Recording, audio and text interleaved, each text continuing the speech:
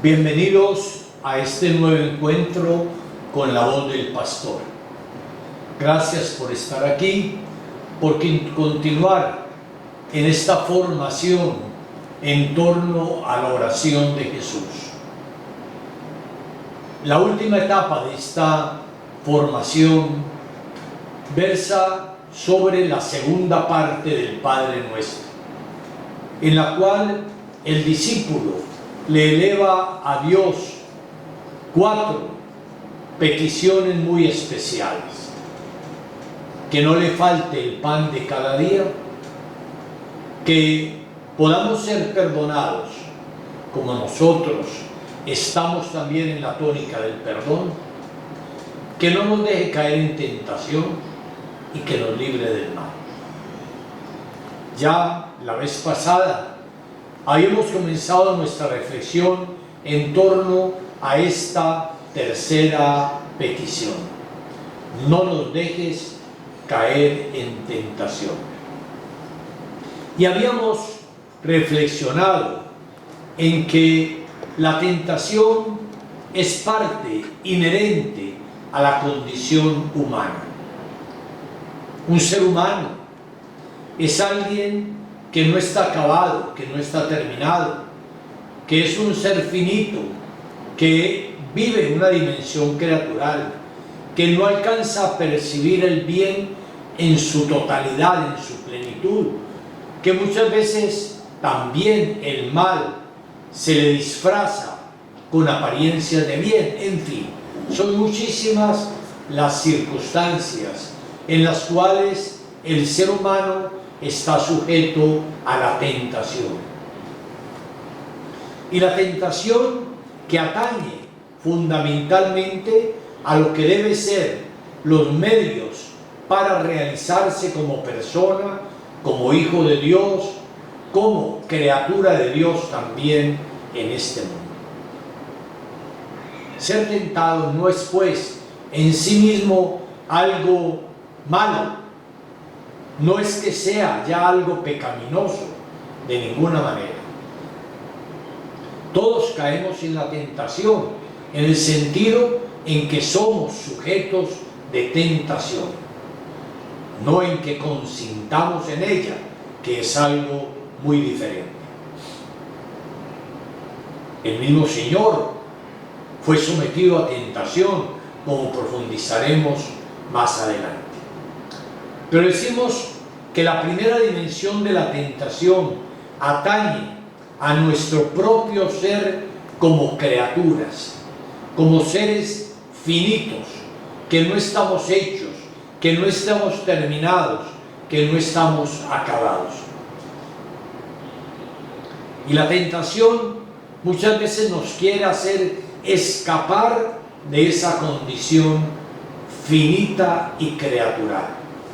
Quisiéramos estar ya acabados, terminados, no tener que luchar. Por eso la Biblia, en sus primeras páginas, nos trae ese relato de la tentación allá en el paraíso original,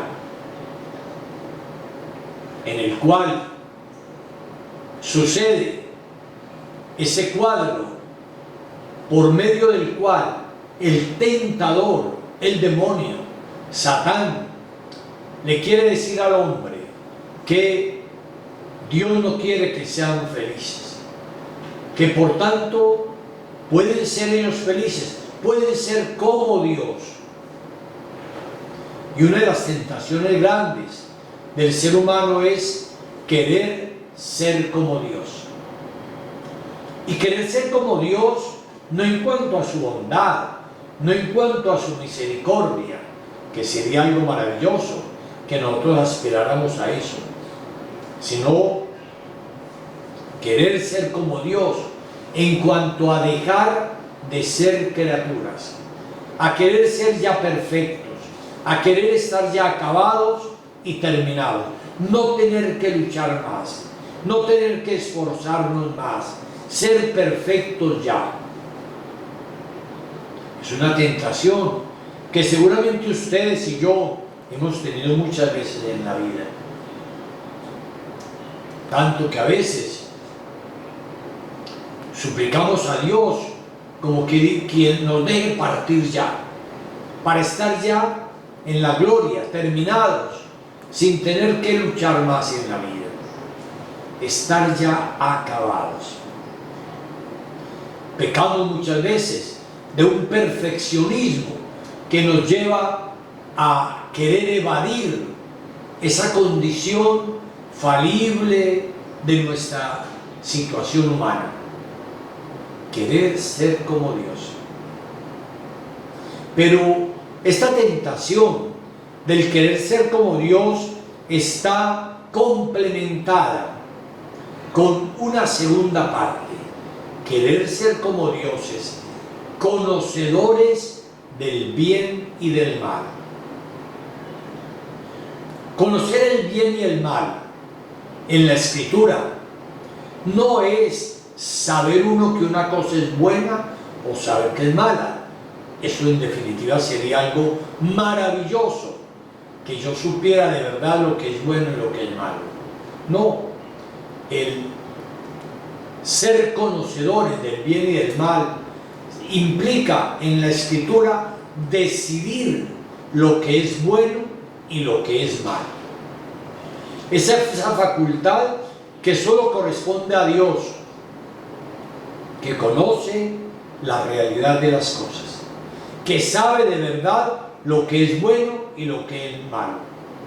Él ha creado el hombre, Él ha creado el mundo, Él ha creado la historia, sabe realmente de qué está hecho el ser humano, sabe realmente la bondad o la maldad de algo. El ser humano, en cambio, puede querer decidir lo que es bueno o lo que es malo. Y hermanos, ahí está la raíz de buena parte de nuestra condición pecadora. Porque cuando uno decide pecar, ¿por qué lo hace? ¿Por qué cae en la tentación? ¿Por qué? En definitiva, porque quiere llamar bueno a lo que es malo y malo a lo que es bueno. Uno nunca peca porque ve el mal como tal y quiere ese mal, sino porque ese mal se le presenta engañosamente como bien. El demonio sabe disfrazar el mal de bien y el bien de mal. Y el hombre, en la tentación, cuando no está situando su vida con referencia a Dios, se deja engañar. Y llega uno a pensar, por ejemplo, que la venganza puede ser buena. Me la hizo, pues me la va a pagar y yo pienso que eso es bueno para mí, que yo no puedo dejar de hacerlo. O me dicen que, bueno, si yo no, en mi trabajo no me aprovecho en la corrupción para conseguir un dinero de más, que mi familia lo puede necesitar, y así me empieza a disfrazar. Tu familia necesita esto. Eso es bueno. ¿A quién se va a dar cuenta? ¿A quién le va a hacer falta? Otros lo hacen. Y entonces empieza el demonio con mil artimañas a disfrazar el mal de bien. Y caemos en la tentación. O lo contrario también, disfraza el bien de mal. Pongo un caso elemental. Para uno como cristiano, ir a la Santa Misa el domingo, pues es parte integral de su vida como hijo de Dios, como cristiano. Pero el demonio le puede meter pereza. No, ¿para qué vas a ir hoy? Mejor quédate a descansar, tienes otras cosas que hacer. Entonces disfraza el bien de mal. ¿Para qué vas a tomarte el trabajo de ir a hacer? Entonces miren que ahí está la clave, no solamente espiritual, sino psicológica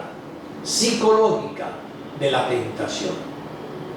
Decidir el bien y el mal, independientemente de la ley divina. Independientemente de lo que Dios nos ha enseñado en la Sagrada Escritura y en la culminación de toda la revelación, que es precisamente Jesucristo, con su palabra y con su propia vida. Entonces, ser conocedores del bien y del mal. Y le dice el demonio, y así serán ustedes felices. Todo lo anterior tiene su raíz en la misma naturaleza y libertad humana. El apóstol Santiago llega a decir: Dios no tienta a nadie.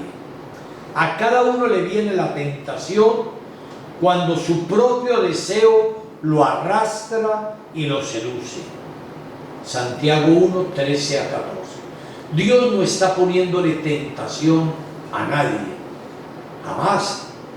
Dios no va a poner como una trampa a alguien para ver si puede caer o no cae. Dios lo tiene. A cada uno le viene la tentación de su interior. Y es que cada uno tiene esa doble tendencia, esa doble solicitación, esa clave que también decía el apóstol San Pablo: ¿quién me librará de este cuerpo de muerte? O cuando decía: ¿cómo a veces hago el mal que no quiero y dejo de hacer el bien que quiero? Es una expresión paulina muy fuerte para nosotros y que la hemos experimentado muchas veces. Hacemos el mal que no queremos y dejamos de hacer el bien que quisiéramos y que realmente nos va a hacer mucho bien. Para responder pues a esta cuestión de la tentación, para profundizar, es muy importante ir primeramente a Jesús. Hay que decir que los mismos evangelios nos hablan contundentemente del hecho de la tentación de Jesús. Todos los evangelios: Marcos 1:13, Mateo 4:3, Lucas 22:28, Mateo 26:41. O como dice la carta a los Hebreos 4:15, fue probado al igual que nosotros. ¿Sí? Los evangelios nos hablan de Jesús que es tentado, que ha pasado por la prueba, y como dice Hebreos, por haber pasado la prueba, puede auxiliar a quienes hoy se encuentran en ella. Cuando el Nuevo Testamento utiliza el término tentación, no designa simplemente el atractivo que uno experimenta por algo malo o prohibido, sino la prueba en la que Satanás intenta perder a quien él está atacando. Esto es el ataque del tentador por excelencia. La Biblia lo llama así, el tentador, como un sujeto, ese tentador que intenta destruir la fe y la adhesión en el corazón del creyente. En ese sentido, podríamos traducir la expresión: no nos dejes caer en tentación, por la expresión: líbranos, Señor, de la apostasía, es decir, de perder la fe, porque realmente esa es la situación más extrema a la que nos puede conducir siempre la tentación. Detengámonos unos momentos en las tentaciones de Jesús, que inciden directamente sobre su humanidad e indirectamente sobre su divinidad. y que están presentes en toda su vida. Todos sabemos bien que Jesús es Dios encarnado, Dios hecho hombre, y como tal, despojado de sus cualidades divinas e identificado con las limitaciones humanas. Dios se hizo hombre, semejante en todo a nosotros, menos en el pecado. Es decir, no cayó en la tentación, pero sí fue sujeto de tentación. En ese Jesús, el Hijo de Dios, hay que decir que se hizo hombre asumiendo todas las condiciones que un ser humano tiene que asumir para poder desarrollar su propia historia. Y por eso tenemos que decir que en esas otras palabras, la humanidad de Jesús está sumida dentro de una historia de pecado. No todo está ordenado en esa historia en medio de la cual Él se encarna como orientado hacia el proyecto de Dios. San Pablo llega a decir en Romanos 8:3, Dios envió a su propio Hijo en una condición semejante a la nuestra, la pecadora, una condición semejante. Hay que decir que por eso los evangelios sitúan al comienzo de la misión de Jesús las tentaciones en el desierto. El demonio se le manifiesta. Recordemos, seguramente muchas veces hemos escuchado o leído ese relato. Y el demonio se le manifiesta cuando Jesús va a empezar su misión en la tierra, donde se ha revelado ya en el bautismo que es el Hijo de Dios. Y el demonio va a empezar a ponerle pruebas en ese sentido. Si eres el Hijo de Dios, haz que estas piedras se conviertan en pan. Miremos esa primera tentación. Jesús está hambriento porque estaba ayunando 40 días, 40 noches. Qué tentación tan grande. Después de todo ese ayuno, hacer que las piedras se conviertan en pan. Pero el demonio le pone la cascarita. Si eres el Hijo de Dios. Es decir, le toca el ego. Como quien dice, si tú no lo puedes, es que no eres hijo de Dios. Entonces, ¿qué? Es el ego que nos tratan tantas veces en la vida, que nos quieren poner a prueba y que muchas veces caemos por ello, para mostrar que sí somos poderosos, que sí podemos hacer esto o aquello, que somos capaces de hacerlo, en fin. Y en tantos ámbitos de pecado sucede eso, lo mismo que el demonio le va a decir a Jesús. Y Jesús le va a responder a él: no solo de pan vive el hombre, sino de toda palabra que sale de la boca de Dios. Es decir, el alimento de Jesús para vencer la tentación es ¿cuál? La palabra de Dios. Jesús está pendiente de la palabra que sale de los labios de Dios. Por eso ora, por eso lo escucha y por eso le va a decir al demonio: no, mi alimento es hacer la voluntad del Padre. Y por eso el demonio se retira, porque Jesús no le da nada a convertir las piedras en pan. Es una tentación, por otra parte, que va a estar muy actual en la vida de Jesús. Recuerden, por ejemplo, cuando multiplica los panes y los peces, cuando la gente quiere hacerlo rey, porque dicen, si este hombre que multiplica comida, ¿qué mejor rey puede haber que él para quitarnos el tener que trabajar? para poder nosotros ya abastecernos con ese rey. Y Jesús tiene que rechazar también esa tentación y huir, porque la gente lo quiere hacer rey, pero no para que reine en sus corazones, sino para que les dé lo que ellos quieren, simplemente las cosas materiales.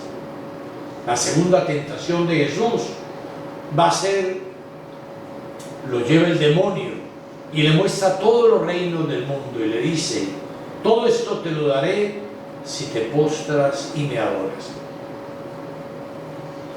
Es decir, el demonio se vuelve el Dios al que adorar. Y es que realmente muchas veces cuando adoramos al demonio, cuando dejamos de adorar a Dios, el demonio nos ofrece tantas formas de tentación para ganarnos a Él en todo campo, en el campo del dinero, en el campo del placer, en el campo del poder. ¿Cuántas veces el demonio nos está diciendo: si aceptas esto y si aceptas esto, vas a tener poder? Uno habla a veces con gente muy poderosa y sabe que para llegar allá, a ese poder, tuvieron que vender su alma al demonio. Es una expresión popular: ese vendió su alma al diablo, lo decimos así, coloquialmente. Y que muchas veces, para poder llegar a escalar el poder en muchos ámbitos, político, económico, aún en la ciencia también, nos parecería imposible. Pero cuántas veces hay científicos que están utilizando la ciencia es para precisamente el mal del mismo hombre, construyendo armas terribles nucleares para destruir al hombre, pero también que van contra la ética, muchas veces queriendo fabricar seres humanos en laboratorio. El demonio sí, si tú le vendes el alma, el demonio te deja hacer lo que sea y te conduce por ese camino. Y eso es lo que le dice el demonio a Jesús también: te daré todos los reinos si te postras y me adoras. Y Jesús le va a responder: solo al Señor adorarás y solo a Él le rendirás culto. Es la segunda respuesta de Jesús a la tentación, y tendría que ser la misma que nosotros tendríamos que dar a esas tentaciones. Solo Dios es digno de ser adorado. Ninguna criatura, por buena que sea, por apetitosa que sea, es digna de ser adorada. Solo Dios es digno de ser adorado. Y quisiera decir ahí una palabra, queridos hijos, porque me parece muy importante. A veces nosotros adoramos personas o cosas buenas, pero que no son Dios. Y al idolatrarlos, los pervertimos. Les pongo un ejemplo simple: un papá o una mamá que quiere mucho a un hijo, pero que terminan dejar de amarlo para empezar a idolatrarlo. Y le conceden todo, y le toleran todo, y lo convirtieron en un pequeño ídolo. Y ese pequeño ídolo va a destruir su vida y va a destruir la vida de ellos. ¿Por qué? Porque una cosa es amarlo como hijo, otra cosa es idolatrarlo y convertirlo en un Dios. Y lo mismo nos puede pasar con el trabajo. Hay personas que se vuelven esclavas del trabajo, y el trabajo es bueno. ¿Quién va a decir que el trabajo es malo? Es bueno. Pero cuando a veces empezamos a idolatrarlo, a hacernos dependientes de él, adictos totalmente a él, terminamos convirtiéndolo casi en un Dios. Y vuelve lo mismo, termina destruyéndonos a nosotros, destruyendo a veces nuestro hogar. No tenemos tiempo para los hijos, para la familia, porque el trabajo se volvió nuestro Dios. La palabra de Dios es clara: no podéis servir a dos señores, porque amaréis al uno y despreciaréis al otro.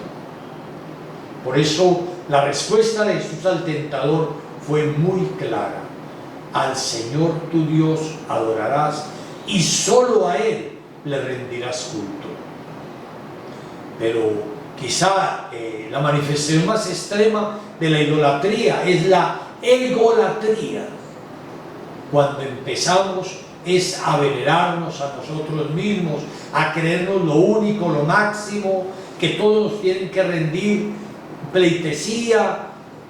Y bueno, esa egolatría termina también destruyéndonos.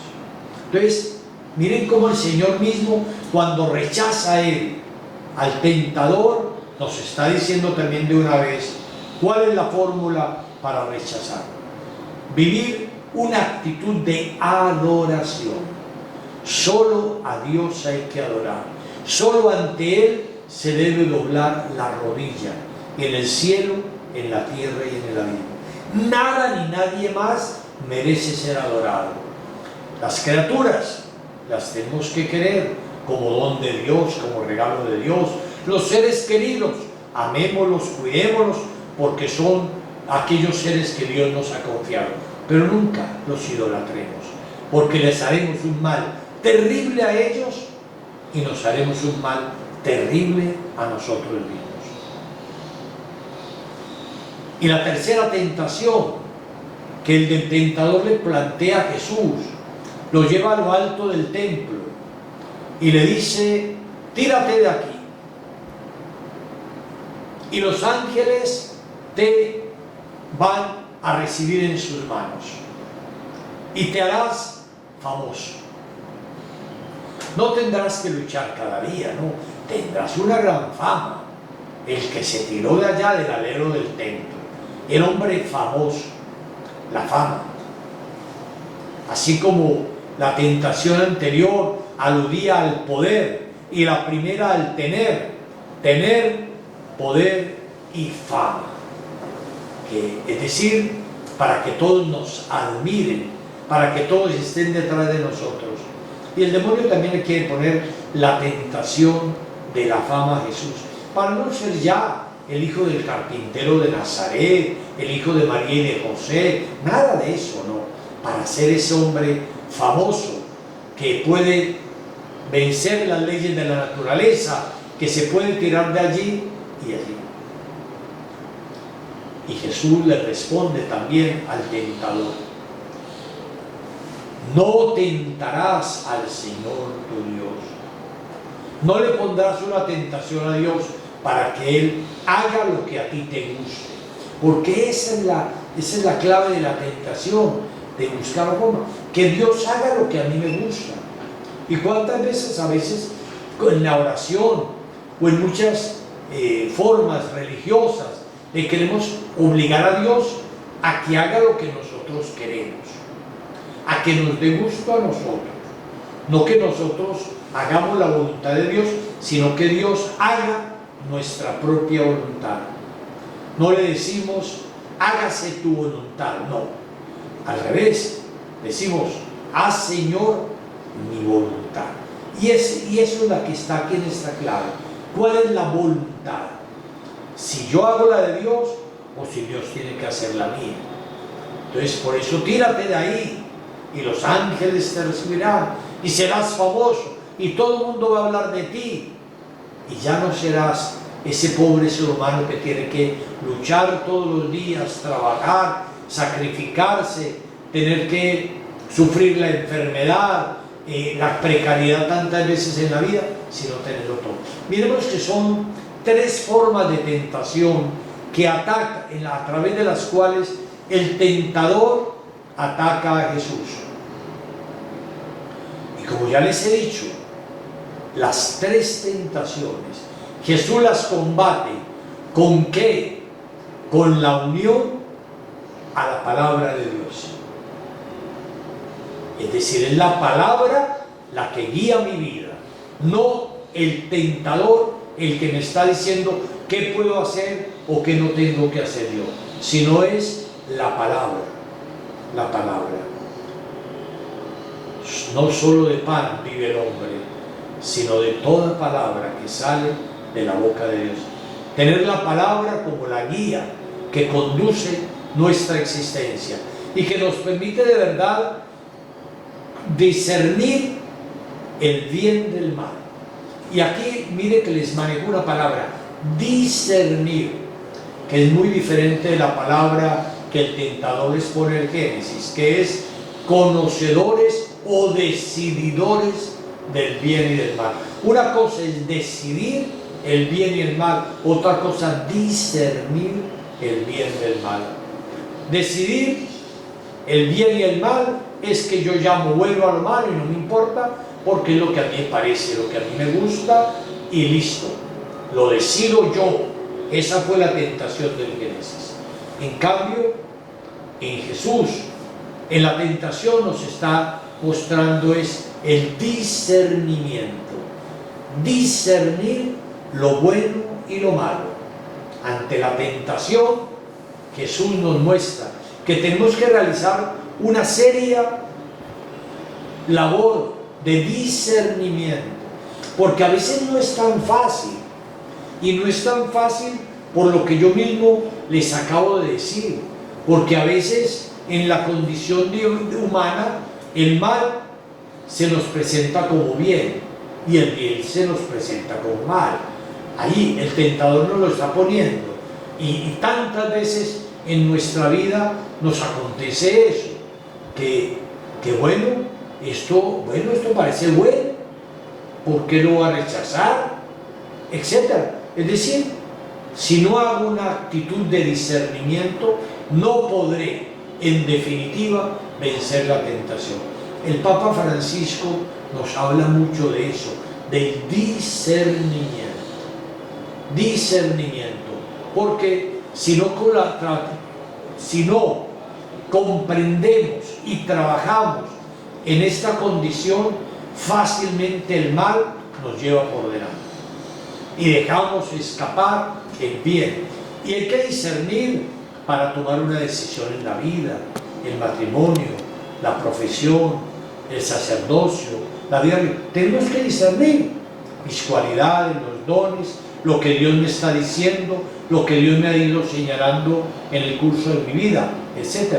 Hay que trabajar esa actitud de discernimiento, pero un discernimiento que es iluminado y guiado en primer lugar por la palabra de Dios. Tiene que ser lo más importante, pero también, y aquí es muy fundamental decirlo, a través de directores espirituales, de confesores que nos ayudan, porque a veces uno mismo, aunque haya leído la palabra de Dios, aunque la conozca, muchas veces, las cosas no están tan claras. No es nada fácil poder llegar a tomar una decisión sobre ellas. Estamos confusos. A todos nos puede parecer eso. En primer lugar, porque también nuestra propia concupiscencia nos puede hacer orientarnos hacia esto o hacia aquello. En cambio, el discernimiento que hago de cara a Dios en la oración, a la luz de la palabra, pero también con la guía de un maestro en el Espíritu. La Iglesia siempre ha recomendado los maestros en el Espíritu, los directores espirituales, personas que nos ayudan a discernir en el camino de la vida cuando no vemos claro, cuando podemos equivocarnos. Y bueno, esto es fundamental. Implica humildad para uno no creer que se las sabe todas, que es que uno mismo es capaz de salir adelante, que es que uno no necesita consejo. Todos necesitamos consejo.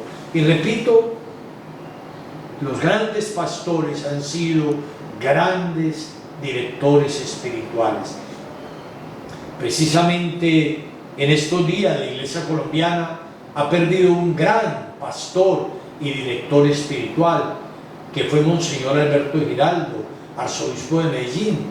Fue mi director espiritual muchos años, desde niño y joven fue mi director espiritual y confesor, y casi cada palabra que él me iba ayudando, me iba guiando para discernir lo que Dios quería de mi vida. Y ese obispo, Monseñor Alberto, fue el que me ordenó sacerdote y el que me ordenó obispo. Le correspondió no solo orientarme, sino poder darme esos dos sacramentos. Por eso lo recuerdo yo, porque tenemos que dar gracias a Dios por esos directores sabios que ha puesto en el camino de nuestra vida. Seguramente muchos de los que me están oyendo también tendrán esos directores, esos sabios confesores que les ayudan en el discernimiento, para discernir lo bueno de lo malo, para rechazar la tentación por medio de la cual el demonio nos quiere hacer ver como bueno lo que es malo o malo lo que es bueno, y nos ayudan realmente a encaminarnos por el camino del bien. Y bueno, además de esas tres tentaciones de Jesús, que fueron una constante a lo largo de su vida y que, como he dicho, pues son tentaciones que también nosotros vimos en la vida, hay la última tentación, y la última tentación es la de la cruz. El Señor, cuando ve venir la cruz, no creamos que le gustaba. Él era un ser humano como cualquiera de nosotros y le daba el miedo del sufrimiento. Recordemos toda la lucha en el huerto de los olivos, cuando él llega a decir: Padre, si es posible, pase de mí este cáliz. Está haciendo el discernimiento, pero no se haga mi voluntad sino la tuya. Toda una actitud de discernimiento. Experimenta dolor, sufrimiento ante lo que se le viene, ¿cierto? Pero pide que se haga la voluntad de Dios y no la de él. Y esa tentación se prolonga hasta la cruz, y en la cruz se va a manifestar en dos maneras. Uno de los ladrones crucificados con él le dice: si eres el Hijo de Dios, bájate de ahí, y nos bajas a nosotros. Vuelve la misma palabra: si eres el Hijo de Dios. Y Jesús calla y sufre. Y también los que pasan por ahí le van a estar diciendo: mira, a otros salvó y a sí mismo no puede salvarse. Si eres el Hijo de Dios, bájate de ahí. Todos se le están tentando.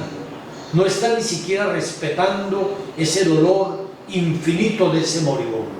Le están poniendo la tentación baja.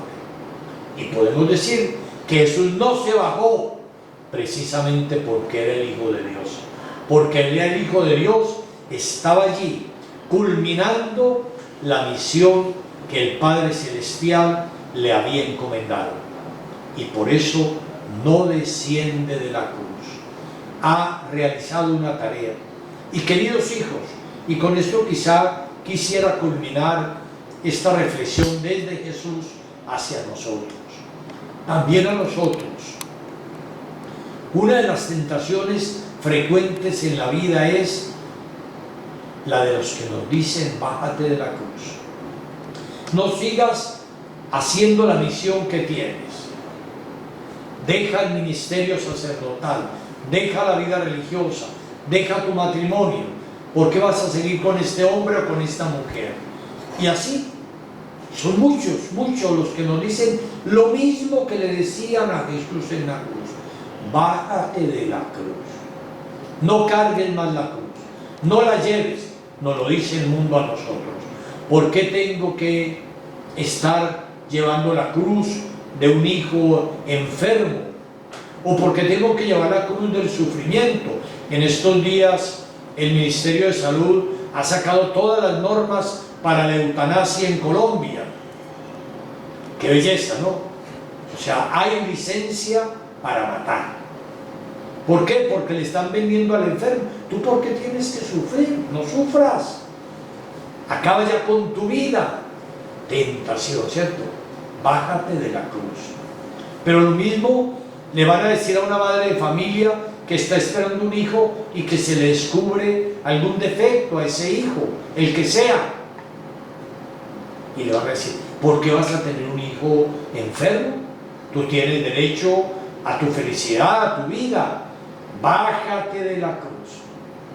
Y le dicen a una mujer que está luchando su matrimonio y que está tratando de cumplir su misión, le van a decir también: ¿pero por qué te vas a aguantar ese hombre? ¿Por qué te vas a aguantar esa mujer? Bájate, déjalo, abandona tú puedes todavía tener muchas oportunidades. Y miren así, son cantidades las maneras a través de las cuales el mundo y la sociedad actual nos dice: bájate de la cruz. Y nos olvidaríamos entonces de la clave con la que Jesús nos ha enseñado el Evangelio: el que quiera seguirme, tome su cruz cada día y siga. Estamos en la vida para cumplir una misión la que el Señor nos encomendó, y Él mismo nos dio ejemplo de ella. Tomó la cruz hasta el final, pero no quedó muerto, no quedó en la cruz. La cruz no tuvo la última palabra sobre la vida de Jesús. Dios lo resucitó, le dio el triunfo y la gloria sobre la muerte y sobre toda otra realidad que pudiera agobiarlo y realmente postrarlo en el sufrimiento y en la realidad negativa de la vida. Las tentaciones de Jesús, pues, nos ayudan a sobrellevar las nuestras y a darles una respuesta desde la palabra de Dios y desde el discernimiento como discípulos del Señor. Reflexionemos todo esto que la Iglesia nos transmite en este día y pidámosle una y otra vez al Señor: no nos dejes caer en tentación. Que los bendiga Dios Padre, Hijo y Espíritu Santo. Amén.